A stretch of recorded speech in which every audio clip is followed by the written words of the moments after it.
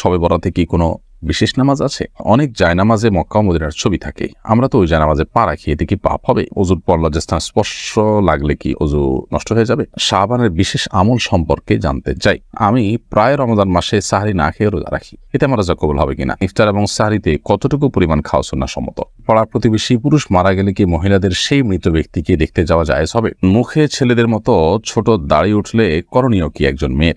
সালাতে সেজদার সময় আগে নাক নাকি কপাল দিতে হবে, আর সেজদা থেকে উঠার সময় আগে নাক নাকি কপাল উঠাতে হবে? চলুন তাহলে আর বিলম্ব না করে আপনাদের যে সমস্ত প্রশ্ন ইতিমধ্যে আমাদের হাতে চলে এসেছে সেগুলোর উত্তর দেওয়ার ফলে আমরা প্রবেশ করি। এমডি ওয়ালিদ হাসান লিখেছেন, ইফতার এবং সাহরিতে কতটুকু পরিমাণ খাওয়া সুন্নাহসম্মত? ইফতার হোক, সাহরি হোক, আর অন্য সাধারণ খাবার হোক, সব ক্ষেত্রে আমাদের প্রিয় নবী সাল্লাল্লাহু আলাইহি ওয়াসাল্লামের সুন্নাহ হলো পেটের 3 ভাগের 1 ভাগ খাদ্য, 1 ভাগ পানীয় এবং 1 ভাগ খালি রাখা। তাহলে এটি আমাদের জন্য স্বাস্থ্যগত দিক থেকে উপকারী এবং নানা দিক থেকে এটি আমাদের জন্য কল্যাণের। বিধায় সেই বিষয়টি আমাদের মাথায় রেখে খাওয়া উচিত। ইফতার এবং সাহরির জন্য আলাদা কিছু নেই। আমরা অনেকে মনে করি রমজান মাসে খাবারের কোনো হিসাব নেই, ইফতারের খাবার কোনো হিসাব নেই, এই জন্য আমরা অপরিমিত খাবার অনেকে গ্রহণ করে থাকি, যেটা আমাদের করা উচিত নয়। মিনহাজ পারভেজ আপনি লিখেছেন, সালাতে সেজদার সময় আগে নাক নাকি কপাল দিতে হবে, আর সেজদা থেকে উঠার সময় আগে নাক নাকি কপাল উঠাতে হবে? দেখুন, আমরা যখন সেজদা যাব তখন সেজদা যাওয়ার পর নাক এবং কপাল অলমোস্ট কাছাকাছি সময় আমাদের পড়বে। এখানে আসলে আগে পরের কোনো ব্যাপার না, এবং ওঠানোর ক্ষেত্রেও তাই একসঙ্গে উঠতে পারে। মূলত হাত আমাদের আগে যাবে, এরপর আমাদের মাথা যাবে, মাথার মধ্যে স্বাভাবিকভাবে কপাল আগে, এরপর নাক যেতে পারে, ওনার ক্ষেত্রেও তাই। কিন্তু যদি একটু এদিক সেদিক হয়ে যায় তাতে কোনো সমস্যা নেই। নাহিদা মাহবুব লিখেছেন, মুখে ছেলেদের মতো ছোট দাড়ি উঠলে করণীয় কি একজন মেয়ের? যদি ছেলেদের মতো এরকম দাড়ি উঠে এবং সেটি আপনার রীতিমতো দৃশ্যমান থাকে, তাহলে সেক্ষেত্রে সেটিকে রিমুভ আপনি করতে পারেন। সেটি বিউটি পার্লারে গিয়ে হোক, কোনো ডাক্তারের কাছে গিয়ে হোক, অথবা আপনি নিজে সেটাকে ফেলে দিতে চান, যে কোনো মূল্যে আপনি এটাকে ফেলে দিতে পারেন, উফরে ফেলতে পারেন, যাতে আর না উঠে সে ব্যবস্থা নিতে পারেন। কারণ একজন মেয়ের সাধারণত দাড়ি উঠে না, অতএব মেয়েদের দাড়ি উঠাটা এটা নিশ্চয়ই তার কোনো একটা শারীরিক কোনো একটা সমস্যার কারণে, অতএব সেটি দূর করাটা তার জন্য জায়েজ আছে, কোনো অসুবিধা নেই। ওয়াজিফা আলামিন আপনি লিখেছেন, কয়েকটা মসজিদের আজান একসাথে হলে একবার জবাব দিলে হবে কিনা? কয়েকটা মসজিদের আজান যদি একত্রে হয়ে যায়, তাহলে সেক্ষেত্রে প্রথম যেই মসজিদের আজান আপনি শুনবেন সেটার জবাব দিলে ইনশাআল্লাহ বিদিল্লাহ আপনি দায়মুক্ত হবেন এবং আপনার দায়িত্ব আদায় হয়ে যাবে। অতএব আপনি এটা লক্ষ্য রাখবেন যে প্রথম কোনটা আপনি শুনছেন, আপনার কানে আসছে, সেটাই হলো মূল বিষয়। ইনশাআল্লাহ বিদিল্লাহ এতে আপনি দায়মুক্ত হয়ে যাবেন।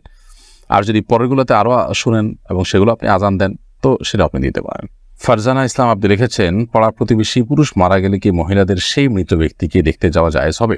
মোটেই গায়ে মাহারাম পুরুষকে অন্য মহিলারা দেখার সুযোগ নেই, বা একজন মহিলাকে অন্য পুরুষরা দেখার সুযোগ নেই।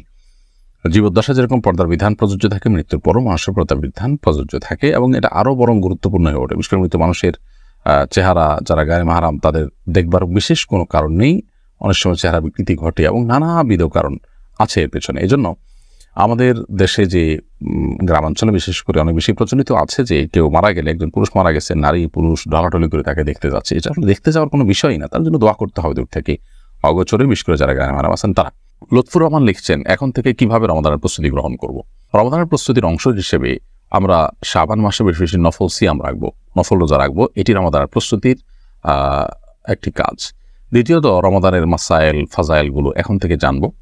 রমাদান মাস সংশ্লিষ্ট যে ইবাদত আছে সেগুলোর জন্য প্রস্তুতি গ্রহণ করা, যারা উমরা যাবেন এখন থেকে প্রস্তুতি নেওয়া, যারা তারাবির সালাতে অংশগ্রহণ করবেন, তারাবির সালাতে থাকবেন, তারা এখন থেকে তারাবির সালাতে যে অংশ তেলাওয়াত করা সেগুলো যেন বুঝতে পারেন, সেজন্য কোরআন কারীমের তরজমা অথবা আমরা যে বই সংকলন করেছি তারাবির সালাতে কোরআনের বার্তা, সে বইটি সংগ্রহ করতে পারেন। এরকম আরও যে সমস্ত বই আছে যেগুলো দিয়ে আপনার রমাদানকে আপনি অর্থবহ করতে পারেন, সেগুলো সংগ্রহ করা, এখন থেকে প্রস্তুতি নেওয়া, এটি রমাদানের প্রস্তুতির অংশ। ইনশাআল্লাহ তাআলা রুটিন করে ফেলা, আগে থেকে যে ইবাদতবন্দি কখন কোনটা করব না করব, পরিকল্পনা করে ফেলা যে কোন কোন বিষয়গুলো আমার রমাদান ইবাদতে ব্যাঘাত সৃষ্টি করতে পারে, সেগুলো এখন থেকে যাতে আমার ইবাদতে বিঘ্ন সৃষ্টি না করে সেজন্য প্রস্তুতি গ্রহণ করা। মোহাম্মদ আরফান ইসলাম সৌদি আরব আইডি থেকে আপনি লিখেছেন, আমি প্রায় রমজান মাসে সাহরি না খেয়ে রোজা রাখি, এতে আমার রোজা কবুল হবে কিনা?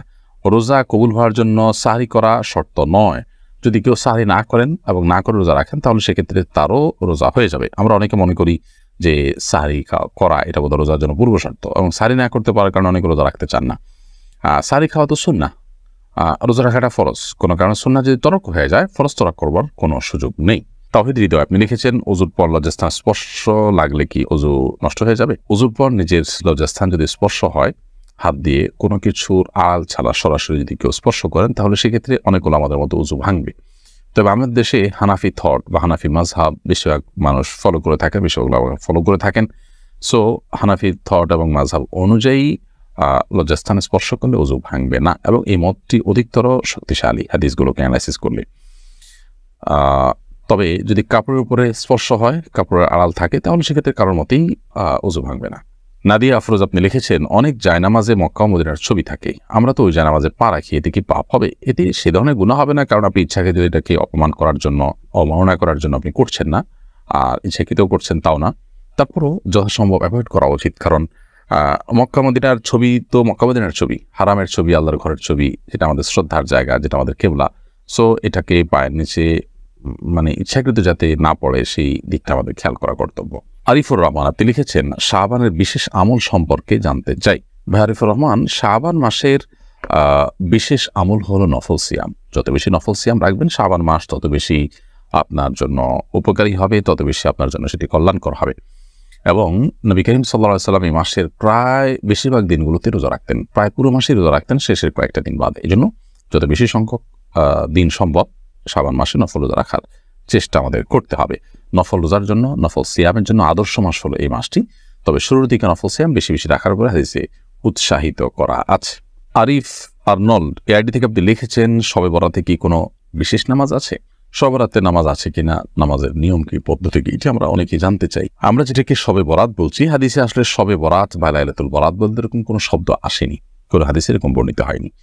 এটির হাদিসে যে নামটি এসছে সেটি হলো লাইলাতুন নিসফি মিন শাবান বা মধ্য শাবানের রজনী, মধ্য শাবানের রাত। তো শাবানের মধ্য রাত, এই রাতটি এর মর্যাদা বিভিন্ন হাদিসে বর্ণিত হয়েছে, যদিও এ সংক্রান্ত বর্ণিত বেশিরভাগ হাদিসই অত্যন্ত দুর্বল। তবে যেটুকু গ্রহণযোগ্যতার লেভেল পর্যন্ত যায় তা হলো এ রাতে আল্লাহ রাব্বুল আলামিন বান্দাকে সাধারণ ক্ষমা ঘোষণা করেন হিংসুক এবং অন্যের প্রতি শত্রুতা, বিদ্বেষ এবং হিংসা পোষণকারী ব্যক্তিরা ছাড়া আল্লাহ তাআলা সাধারণ ক্ষমা ঘোষণা করেন। সেই হিসাবে এই রাতে আমরা আল্লাহ সুবহানাহু ওয়া তাআলার কাছে সাধারণ ক্ষমা ঘোষণার জন্য সচেষ্ট হতে পারি। আগে থেকে আমরা নিজেদেরকে হিংসা এবং শিরক থেকে মুক্ত রাখতে পারি, পরিচ্ছন্ন রাখতে পারি, যাতে করে আমরা আল্লাহ সুবহানাহু ওয়া তাআলার সাধারণ ক্ষমার উপযোগিতা আমাদের মধ্যে তৈরি করতে পারি। এর বাইরে রাতকে কেন্দ্র করে আলাদা বিশেষ কোনো সালাতের নির্দেশ, বিশেষ কোনো ফরম্যাট, বিশেষ কোনো সংখ্যা কোনোটি কিন্তু হাদিসে বর্ণিত হয়নি। আমরা নিজেদেরকে শিরক এবং হিংসা, বিদ্বেষ, শত্রুতা মানুষের প্রতি এগুলো থেকে যদি মুক্ত করে রাখতে পারি, ইনশাআল্লাহ আমরা সাধারণ ক্ষমার আওতায় পড়ে যাব। এর বাইরে আমি আল্লাহ তাআলার কাছে বিশেষভাবে দোয়া তো করতেই পারি, চেষ্টা তো করতেই পারি, বাট হাদিসে আমাদেরকে আলাদা করে রাতে কোনো ইবাদত বন্দেগীর কোনো বিশেষ নির্দেশনা, বিশুদ্ধ কোনো হাদিসে আমাদেরকে দেয়নি। অতএব যারা মনে করেন যে সব রাতের নামাজ এত রাকাত, প্রত্যেক রাকাতে সূরা এতবার পড়তে হবে, এগুলো নেহায়েতই আমাদের নিজেদের বানানো। এরকম কোনো ফরম্যাট হাদিস আমাদেরকে ঠিক করে দিয়ে না নবী সাল্লাল্লাহু আলাইহি ওয়াসাল্লামের না কোরআনে কারিমে এটা ঠিক করে দেওয়া হয়েছে। বিধায় সবারকে কেন্দ্র করে হালুয়া রুটি খাওয়া, আরও যে সমস্ত বিষয়গুলো আছে এগুলো পরিত্যাজ্য বিষয়, এগুলো বিদআতে পরিগণিত। তবে এই যে ঠিক যে এ রাতের মর্যাদাকে একেবারে স্বীকার করবার সুযোগ নেই, যেটুকু হাদিস দ্বারা বর্ণিত